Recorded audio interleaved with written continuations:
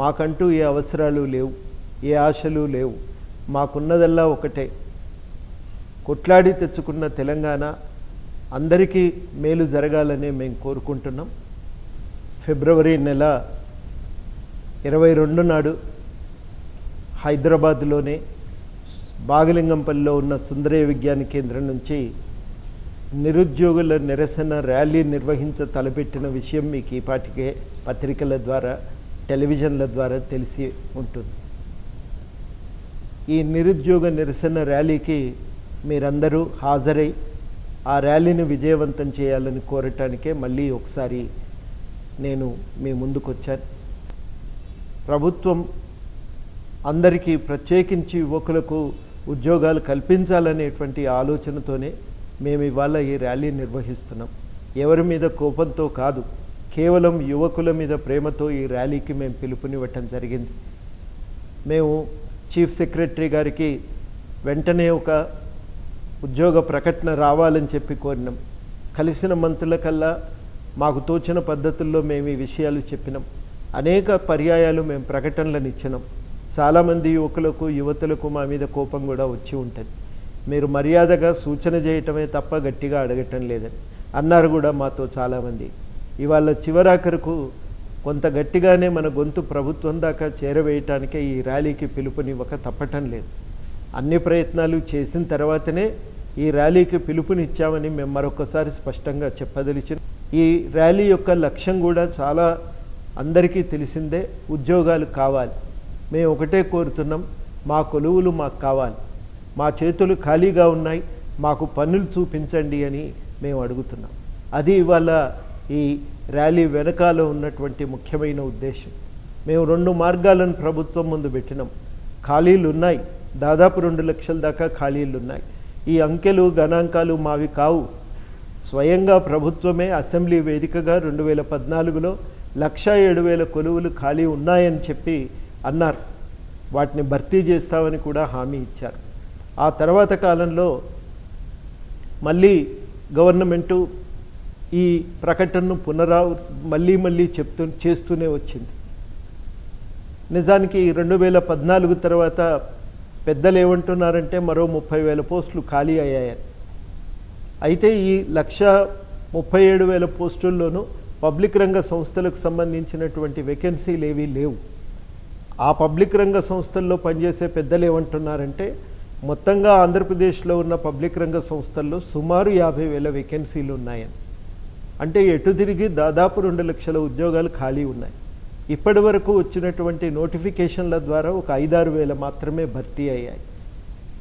ఇంకా పోలీసు ఉద్యోగాలకు నోటిఫికేషన్ వచ్చింది, పరీక్షలు కూడా అయ్యాయి. కానీ సంవత్సరం దాటినా పరీక్షల ఫలితాలు బయటికి రాలేదు. ఆ ఉద్యోగాలకు సంబంధించిన ఈ ఉత్తర్వులు కూడా జారీ కాలేదు. అదేవిధంగా ఇంకో 1,600 పోస్టులు బహుశా టీఎస్పీఎస్సీ దగ్గర పెండింగ్లో ఉన్నాయి.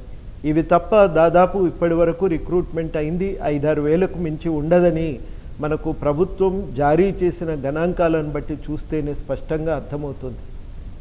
చాలా పోస్టులు ఖాళీ ఉన్నాయని చెప్పి స్కూళ్ళల్లో గవర్నమెంటు హైకోర్టు ముందు ఒప్పుకున్న దాదాపు 10,000 పోస్టులు, స్కూల్ టీచర్ పోస్టులు ఖాళీ ఉన్నాయని. సుప్రీంకోర్టుకు తొందరలోనే మేము పూర్తి భర్తీ చేస్తామని కూడా హామీ ఇచ్చారు. మేము కోరేది ఒకటే, ఖాళీలు ఉన్నాయి, నోటిఫికేషన్లు ఇవ్వండి, భర్తీ చేయండి అని మాత్రమే మేము ప్రభుత్వానికి విజ్ఞప్తి చేస్తున్నాం. రెండవది, చాలామంది ఐటీఐ, పాలిటెక్నిక్, రకరకాలుగా స్కూల్ 10th వరకు, ఇంటర్మీడియట్ వరకు చదువుకొని ఉన్నటువంటి వాళ్ళు ఉన్నారు. గవర్నమెంట్ జాబు రాక బయట నిరుద్యోగులుగా మిగిలిన వాళ్ళు ఉన్నారు. వాళ్ళందరికీ ఉద్యోగ కల్పన కోసం బయట ఒక ప్రత్యేకమైన ప్రణాళికను, కార్యాచరణను తేవలసిన అవసరం ఉంది. అన్ని కంపెనీలలో కూడా ఉద్యోగాల్లో స్థానికులకు రిజర్వేషన్ కల్పించాలి. ఇది ఏమీ పెద్ద తప్పు పని కాదు మేము అడిగేది. చాలా రాష్ట్రాల్లో ఇట్లాంటి విధానాలు అమల్లో ఉన్నాయి. ఆ విధానాన్నే మేము అమలు చేయాలని కోరుతున్నాం. అదేవిధంగా ఆ ఉద్యోగాలను పొందటానికి అవసరమైతే కావలసినటువంటి శిక్షణని ఐటీఐల ద్వారా, పాలిటెక్నిక్ల ద్వారా అందించమని చెప్పి, అదేవిధంగా రామానంద తీర్థ రూరల్ ఇన్స్టిట్యూట్ ద్వారా కూడా కావలసిన శిక్షను యువకులకు ఇవ్వాలని చెప్పి, యువతలకు కల్పించాలని చెప్పి మేము కోరుతా ఉన్నాం.